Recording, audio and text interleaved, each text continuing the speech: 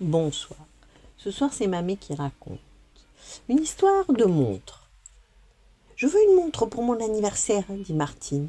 Une belle montre avec des aiguilles dorées. Je veux une montre. Grand-père sourit dans sa barbe. Il ne tenta pas d'expliquer à Martine qu'une montre ne devait pas orner le poignet d'une petite fille de 6 ans. Il ne protesta même pas en évoquant le prix élevé des montres. Non, non. Il prit simplement Martine par la main. « Viens, lui dit-il. Nous allons faire une promenade dont tu te souviendras. » Martine était ravie. D'abord parce qu'elle aimait se promener avec son grand-père, ensuite parce que celui-ci ne s'était pas fâché lorsqu'elle avait exprimé le désir de recevoir une montre. Ça signifiait qu'il acceptait de lui offrir ce coûteux présent. La suite de cette histoire va vous apprendre. Donc, grand-père, ayant pris Martine par la main, sortit avec elle en souriant, toujours dans sa barbe. La petite fille se demandait où il l'emmenait. Ils se dirigèrent d'abord vers la place de la gare, où se trouvait le dépôt des autobus de la ville. Martine eut vite l'attention attirée par un homme habillé d'un costume sombre et coiffé d'un képi. Chaque fois qu'un autobus arrivait, l'homme consultait sa montre et traçait quelques chiffres dans un petit carnet. Les chauffeurs consultaient alors leurs montres eux aussi. De temps en temps, l'homme en costume sombre fronçait les sourcils et faisait signe à l'un des chauffeurs de s'arrêter un moment. Martine l'entendait alors parler d'une voix précipitée en reprochant au chauffeur de ne pas respecter l'horaire. « Et pourquoi il se fâche ?»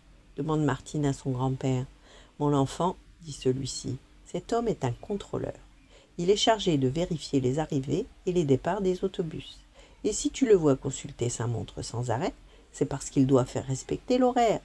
Lorsque le contrôleur constate un retard, il réprimande le chauffeur. Et chaque chauffeur a une montre. Il doit veiller à ne pas perdre de temps. » Martine était songeuse. Comme le contrôleur et les chauffeurs semblaient nerveux.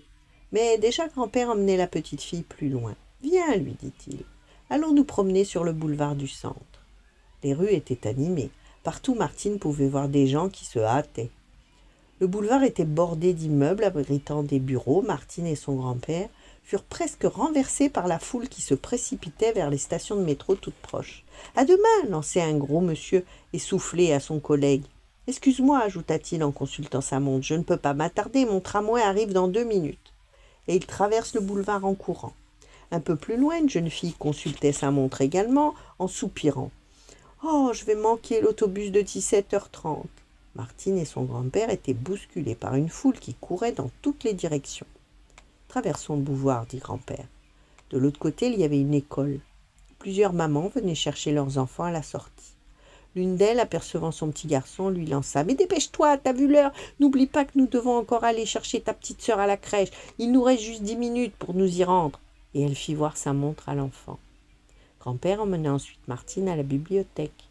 Mais lorsqu'ils s'y présentèrent, un employé fermait la porte, en disant « Il est 18h, les bureaux sont fermés. » Et il montra du doigt une grande horloge murale. Alors, Martine et son grand-père rentrèrent chez eux. Comme s'ils allaient atteindre leur maison, ils aperçurent un vieil homme qui, de l'autre côté de la rue, les mains dans les poches, sifflotait un air joyeux. « Enfin, dit Martine, voilà quelqu'un qui n'est pas pressé. »« C'est vrai, dit grand-père. Il n'est pas nerveux comme tous ces gens qui consultent leur montre sans arrêt. » Mais Martine avait déjà compris la leçon. « Grand-père, dit-elle, j'ai bien réfléchi. Je ne veux plus de montre. »« Tu as raison, dit grand-père, car tous ces gens qui en ont une se font du souci parce que le temps passe.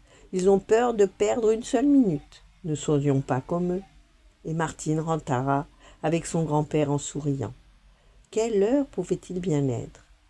Après tout, cela n'avait pas d'importance pour une petite fille de 6 ans. Voilà. Bonne nuit, faites de beaux rêves et à demain.